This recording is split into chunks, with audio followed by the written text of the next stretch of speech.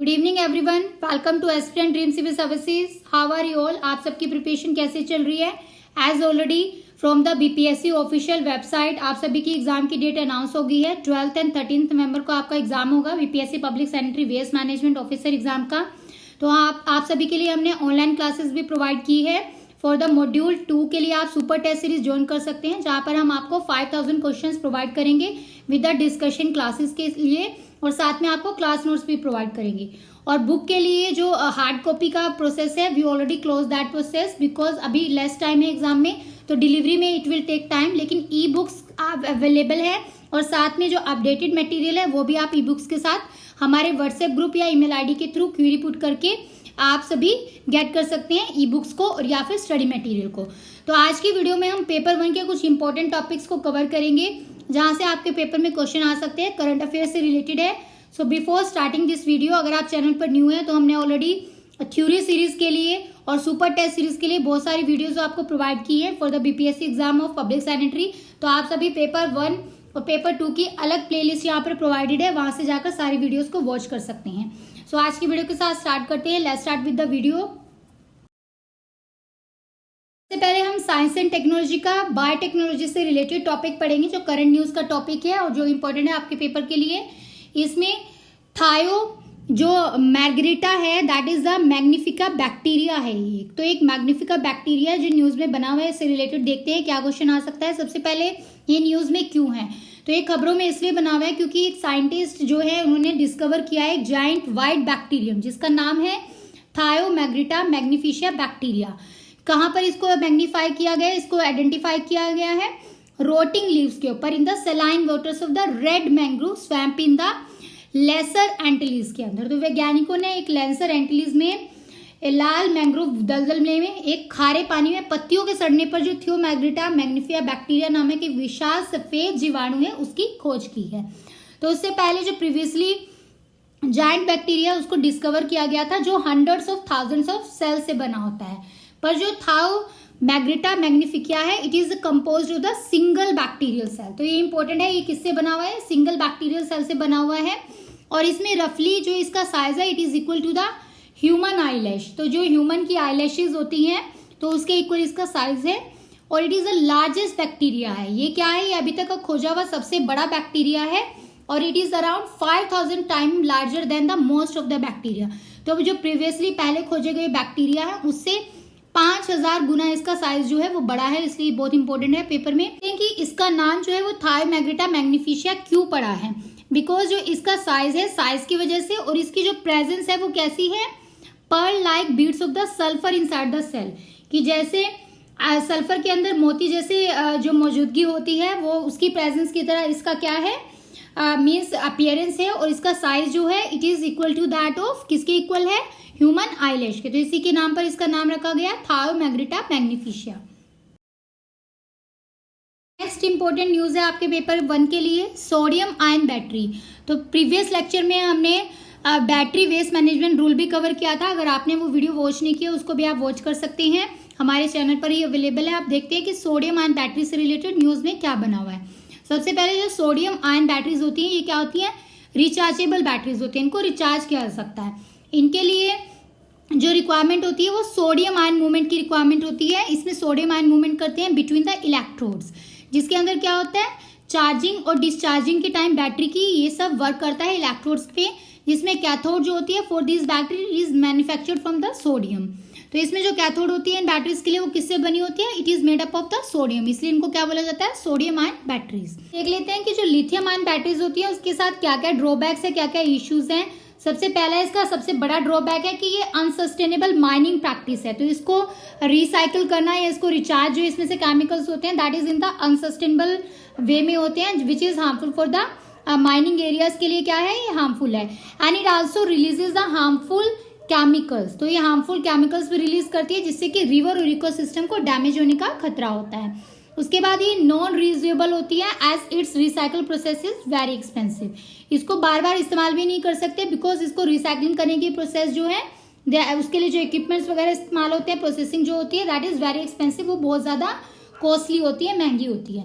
अब इसके फायदे देख लेते हैं, बेनिफिट्स देख लेते हैं for the sodium ion battery के लिए। तो इसके फायदे हैं कि it is cheaper to produce as there abundance of the raw material which is required to make them energy dense. तो इसके लिए जो सोडियम आयन बैटरी होती है इसको हम इजीली क्या कर सकते हैं, चीपर प्रोड्यूस कर सकते हैं। जो इसका रॉ मटेरियल वगैरह है वो इजीली अवेलेबल हो जाता है, ठीक है। और इसमें नॉन फ्लेमेबल होती है और it is operate well in the cold temperature. ये लाभ है, ये उत्पादन के लिए सस्ती होती है, इसमें इजीली जो कच्चा माल है वो मिल जाता है। साथ में ये गैर ज्वलनशील होती है और ठंडे तापमान में अच्छी तरह से संचालित किया जा सकता है, वर्क किया जा सकता है। उसके बाद इसको हम स्टोर कर सकते हैं more energy per unit weight with the help of this battery and this could also make them well suited for the larger application. तो इसको बड़ी एप्लीकेशन के लिए, जैसे इलेक्ट्रिक व्हीकल जो इंडिया में स्टार्ट हुए उनके लिए इस्तेमाल कर सकते हैं। और साथ में प्रति यूनिट वजन में अधिक ऊर्जा से इसमें ऊर्जा जो है वो स्टोर कर सकते हैं। तो it means this is the most beneficial thing of this battery.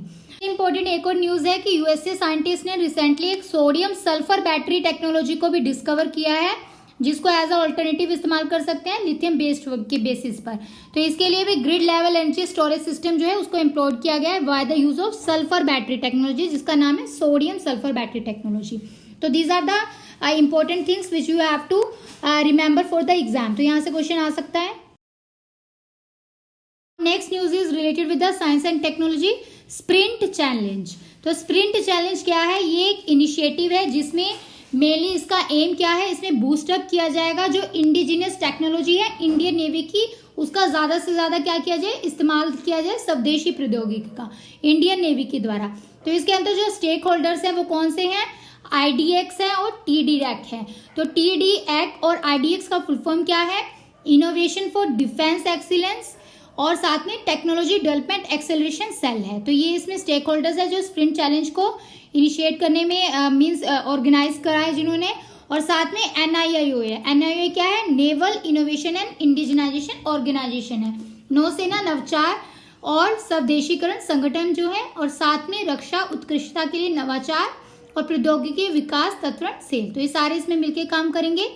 इसके अंदर और जो इंडिजिनाइजेशन ऑफ डिफेंस का स्वदेशीकरण है उसके लिए और क्या क्या स्टेप्स लिए गए हैं देख लेते हैं।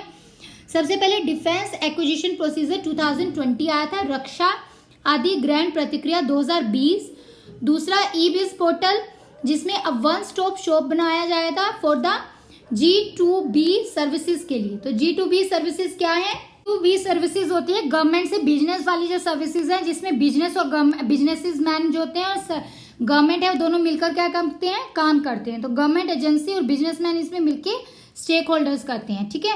तो इसके अंदर ई-बिज पोर्टल बनाया गया जिसमें इन्वेस्टर्स और बिजनेस कम्युनिटी मिलके क्या करेंगे, वन स्टॉप शॉप उनके लिए प्रोवाइड किया गया था फॉर द स्प्रिट चैलेंज के लिए। और थर्ड इसमें क्या था, एक मिशन रक्षा ज्ञान शक्ति आया था। तो रक्षा ज्ञान शक्ति भी इंपॉर्टेंट है, जिसमें पूछ सकते हैं इसका मेन काम क्या है, मेन ऑब्जेक्टिव ये है कि इसमें ग्रेटर इंटेलेक्चुअल प्रॉपर्टी के लिए डिफेंस प्रोडक्शन इकोसिस्टम के लिए अपॉर्चुनिटीज प्रोवाइड की जाएंगी, कि ज्यादा से ज्यादा जो रक्षा ज्ञान शक्ति पोर्टल है उसके अंदर जो रक्षा उत्पादन वाली पारिस्थितिक तंत्र है उस पर ज्यादा क्या दिया जाएगा, ध्यान दिया जाएगा।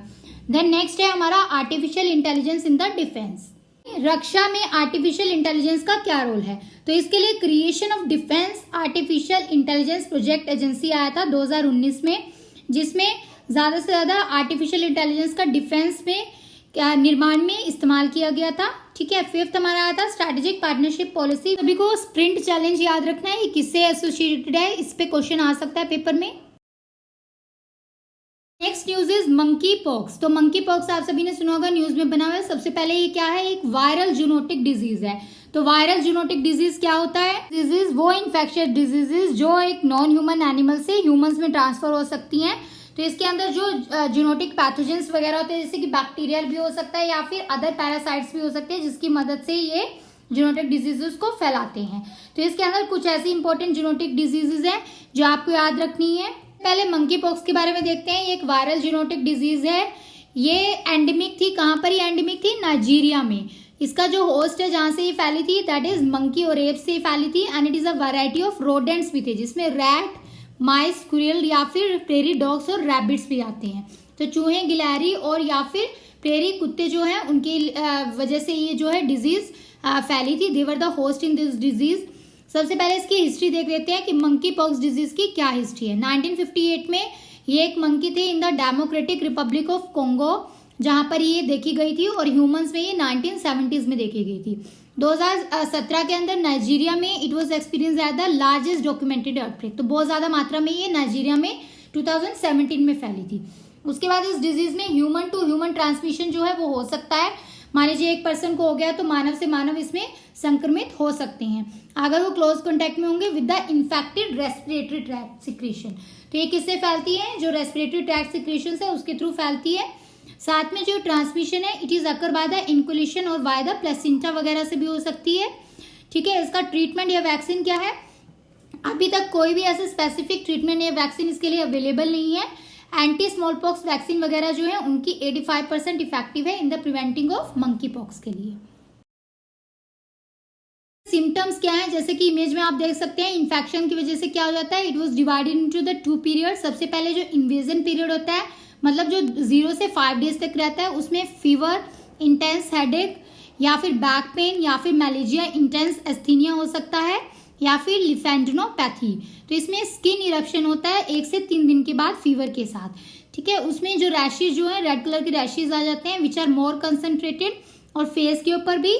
ठीक है, देन इसमें ये स्प्रेड कैसे होता है, फैलता कैसे है? फ्रॉम एनिमल से पर्सन में ये फैलता है, जैसे कि जूनोटिक डिजीज है, एनिमल की बाइट से या फिर स्क्रैचेस से ये फैल सकता है, या फिर कोई ऐसे इन्फेक्टेड एनिमल्स के ईटिंग प्रोडक्ट्स हैं जो बने हुए इन्फेक्टेड एनिमल से, उसके थ्रू भी फैल सकता है, या फिर directly contact with the body fluids और रैशेस से भी ये फैल सकता है। पर्सन टू पर्सन में कैसे फैलता है? ह्यूमन टू ह्यूमन में direct contact with the rashes, scab और बॉडी फ्लूइड से, या फिर close contact with that person. अगर 4 घंटे से ज्यादा आप किसी इन्फेक्टेड पर्सन के कॉन्टेक्ट में रहेंगे तब भी ये फैल सकता है। नेक्स्ट इंपॉर्टेंट न्यूज है तिहान। तिहान क्या है? इंडिया का फर्स्ट ऑटोनोमस नेविगेशन फैसिलिटी है, जो भारत की पहली स्वायत्त नेविगेशन सुविधा है जिसका नाम क्या है? तिहान। ये इंडिया का फर्स्ट ऑटोनोमस नेविगेशन फैसिलिटी है।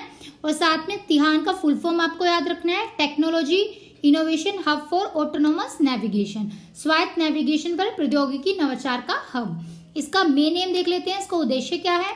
It was launch to make India a global player in the smart mobility technology. तो इसमें इंडिया को क्या बनाया जाएगा? वर्ल्ड लेवल पे एक स्मार्ट मोबिलिटी टेक्नोलॉजी का इस्तेमाल करने से इंडिया का तिहान टेस्ट बेड के बेसिस पर डेवलप किया जाएगा। और it is needed because of the limited test bed जो है वो अवेलेबल है, इसलिए इसका परीक्षण जो है वो इतना ज्यादा वाइड नहीं है। और इसमें ग्राउंड्स प्रोवाइड किए जाएंगे अक्रॉस द पूरे वर्ल्ड लेवल में, पूरे देशों में।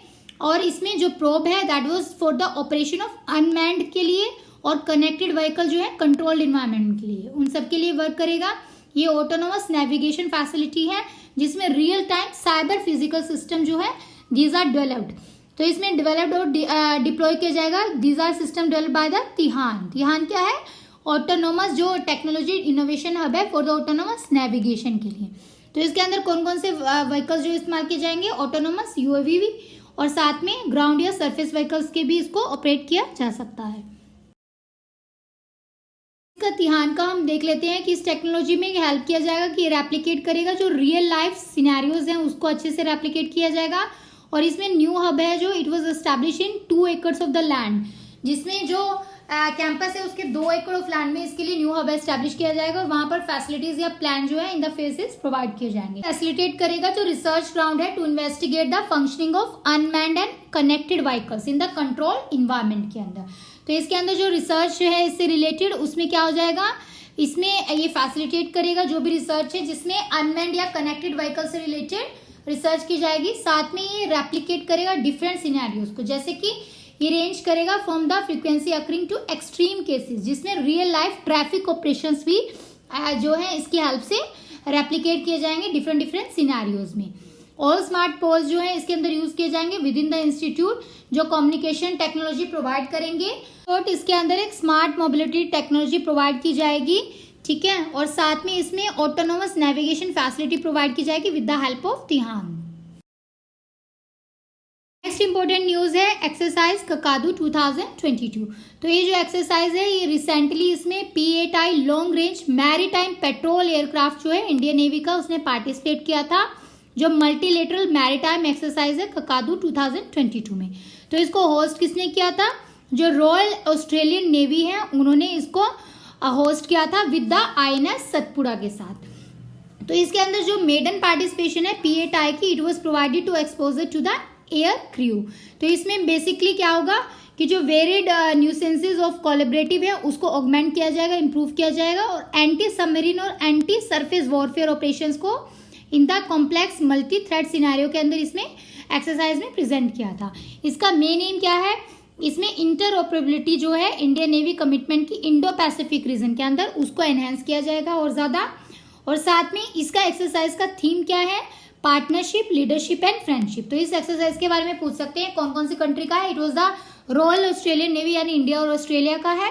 और इसमें जो होस्ट है वो कौन थे, रॉयल ऑस्ट्रेलियन नेवी, जिन्होंने INS सतपुड़ा के साथ इसको होस्ट किया था। और साथ में ये जो एक्सरसाइज है इसका थीम पूछ सकते हैं, दैट इज पार्टनरशिप, साझेदारी, नेतृत्व और दोस्ती इसका थीम है। इसके बारे में आपको याद रखना है कि बेसिकली जो P8I एयरक्राफ्ट पार्टिसिपेशन है वो एक्सरसाइज ककादू में किया था। जो एक्सरसाइज एक मल्टीलेटरल एक्सरसाइज है जो ऑस्ट्रेलियन नेवी ने डार्विन कैपिटल ऑफ ऑस्ट्रेलिया में होल्ड किया था। कौन सी डेट से कौन सी डेट तक, सितंबर 12 से 25 सितंबर तक। तो ये जो है 2 हफ्ते तक ये लॉन्ग बाइनल मैरिटाइम एक्सरसाइज चला था, जिसमें अराउंड 34 एयरक्राफ्ट ने पार्टिसिपेट किया था फ्रॉम द 20 डिफरेंट नेशंस के साथ। और इसका थीम तो आपको याद रखना ही है, partnership, leadership and the friendship. साथ में इसने कवर किया था सी फेज को भी और हार्बर फेज जो होता है उन दोनों को कवर किया गया था इसमें। और इसमें जो इनॉग्रल एडिशन है एक्सरसाइज ककादू का वो सबसे पहले कब हुआ था, इट वाज हेल्ड इन 1993 में हुआ था। तो ककादू एक्सरसाइज जो है बहुत पुराना एक्सरसाइज है। इसके अंदर एक एक्सरसाइज पिच ब्लैक भी है जो 2022 में आता, जो लार्जेस्ट इंटरनेशनल अभी तक का फर्स्ट टाइम का सबसे बड़ा वाला इंटरनेशनल लेवल पे एक्सरसाइज था, जिसका नाम था पिच ब्लैक, जो 2022 में हेल्ड हुआ था। तो उसके अंदर INS सतपुड़ा का इस्तेमाल हुआ था। INS सतपुड़ा एक Shivalik class stealth multi role frigate है, ठीक है, जो बेटर वर्क करती है, लार्ज अटैक कैपेबिलिटीज है, और it was the better than the तलवार क्लास फ्रिगेट से भी जो बेटर है। तो इससे रिलेटेड ये सारी इंपॉर्टेंट चीजें हैं जो आज हमने कवर की हैं। As lecture we've covered some important parts of the news paper 1 के लिए जो आ सकते हैं। सबसे पहले हमने बैक्टीरिया के बारे में पढ़ा। थियोमार्गरिटा मैग्निफिशिया बैक्टीरिया जो है वो न्यूज में बना हुआ है। वो कहाँ पर साइंटिस्ट ने डिस्कवर किया है, it was discovered on the, जो खारे पानी की जो पत्तियां होती हैं उसके सड़ने पर जो एक विशाल सफेद का जीवाणु है उसकी खोज की गई है लेसर एंजेलिस पे। और इससे ये अभी तक का सबसे बड़ा लार्जेस्ट साइज वाला बैक्टीरिया है जो सिंगल बैक्टीरियल सेल से बना हुआ है, और इसका साइज जो है वो ह्यूमन आईलैश के बराबर है। उसके बाद हमने सोडियम आयन बैटरी के बारे में पढ़ा। सोडियम आयन बैटरी में जो चार्जिंग और डिस्चार्जिंग सिस्टम होता है वो किसके लिए इस्तेमाल होता है, उसके अंदर जो कैथोड एनोड होती है उसके अंदर सोडियम जो है उसकी मैन्युफैक्चरिंग से बनाया जाता है, इसलिए इसका नाम पड़ा है। इसके फायदे, ये चीपर होता है प्रोड्यूस करने में, और इजीली इसके अंदर ज्यादा एनर्जी पर यूनिट वेट के हिसाब से स्टोर कर सकते हैं। और इसको इलेक्ट्रिक व्हीकल, जो बड़े इलेक्ट्रिक व्हीकल्स होते हैं उसमें भी इस्तेमाल किया जाता है। देन हमने कवर किया स्प्रिंट चैलेंज। स्प्रिंट चैनल जो है वो इंडियन नेवी का एक चैलेंज है जिसमें इंडिजिनस टेक्नोलॉजी का इस्तेमाल किया गया है। किसके साथ मिलके, आईडेक्स, TDA और NIA के साथ मिलके। तो इसके अंदर जो नेवल ऑर्गेनाइजेशंस है और साथ में जो IDX है ये सब मिलकर काम किए हैं। और साथ ही साथ इसमें EBIS पोर्टल भी आया था जिसमें डिफेंस एक्विजिशन पॉलिसी आई थी और आर्टिफिशियल इंटेलिजेंस की पॉलिसी भी आई थी डिफेंस के लिए। फिर हमने मंकी पॉक्स के बारे में पढ़ा। मंकी पॉक्स एक वायरल जीनोटिक डिजीज है जो नाइजीरिया में एंडेमिक है, और इसका होस्ट है मंकी और एप्स। और इसमें ह्यूमन टू ह्यूमन ट्रांसमिशन भी हो सकता है या फिर एनिमल टू ह्यूमन ट्रांसमिशन भी हो सकता है। इसके लिए कोई वैक्सीन नहीं है। इसका सिम्टम जो है वो क्या है, इन्वेजिव पीरियड में फीवर वगैरह रहता है, फिर बाद में स्किन पे इरप्शन हो जाता है, रैशेस पड़ जाते हैं, जिसकी वजह से ये ह्यूमन से पर्सन टू पर्सन ट्रांसमिट हो सकता है। देन इसके बाद हमने तिहान के बारे में पढ़ा। तिहान एक इंडिया का फर्स्ट ऑटोनोमस नेविगेशन फैसिलिटी है जो कि इस पे स्मार्ट मोबिलिटी टेक्नोलॉजी पे वर्क करता है। ये एक real time cyber physical system जो है उसके द्वारा डेवलप किया गया है, डिप्लॉयड किया गया है, जिसका नाम है तिहान। तिहान जो है इसके अंदर 2 एकड़ ऑफ लैंड जो है एस्टैब्लिश की गई है विद इन द कैंपस, और इसमें फैसिलिटीज वगैरह प्रोवाइड की है इसके लिए वर्क करने के लिए। और ये इजिली क्या करेगा, कम्युनिकेशन टेक्नोलॉजी को और अच्छे तरीके से एक्सपोजर करेगा, ठीक है, और रेप्लिकेट कर सकता है रियल लाइफ सिनेरियोज को। देन उसके बाद हमने एक्सरसाइज ककादू 2022 पढ़ा। जो ककादू एक्सरसाइज है इसके अंदर PHI long range maritime petrol aircraft जो है इंडियन नेवी का उसने पार्टिसिपेट किया था, ठीक है। इसको होस्ट किसने किया था, ऑस्ट्रेलियन नेवी ने। इसका मेन एम है इसके अंदर इंटरऑपरेबिलिटी को क्या करना है, बढ़ाना है, और इंडियन नेवी कमिटमेंट जो है इंडो पैसिफिक रीजन में उसको बढ़ाना है, जिसका थीम है partnership, leadership and the friendship. So that's all for the today's revision class. तो ऐसे हम इंपॉर्टेंट टॉपिक जो है कोशिश करेंगे कवर करेंगे, एज ऑनलाइन क्लासेस भी रहती हैं। सो आप सभी को अगर और अच्छे से सारे क्वेश्चंस की प्रैक्टिस करनी है 5000 क्वेश्चन की, तो आप हमारे मॉड्यूल 2 में ज्वाइन कर सकते हैं, या फिर आप ऐसे हमारे चैनल के साथ जुड़े रहिए और सारी वीडियोस को देखते रहिए to get help from this channel. Going to start 1 नवंबर से हम 67th बीपीएससी मेंस के लिए भी ऑनलाइन क्लासेस स्टार्ट करने जा रहे हैं, और 68 का प्रीलिम्स एग्जाम के लिए भी हम स्टडी मटेरियल और ऑनलाइन क्लासेस आपको प्रोवाइड करेंगे। तो उसके लिए पूरी जानकारी के लिए आप हमारे व्हाट्सएप नंबर पर कॉन्टैक्ट कर सकते हैं, या फिर आप हमें ईमेल आईडी पर भी क्वेरीज पुट कर सकते हैं। So thank you all for watching this video. जय हिंद।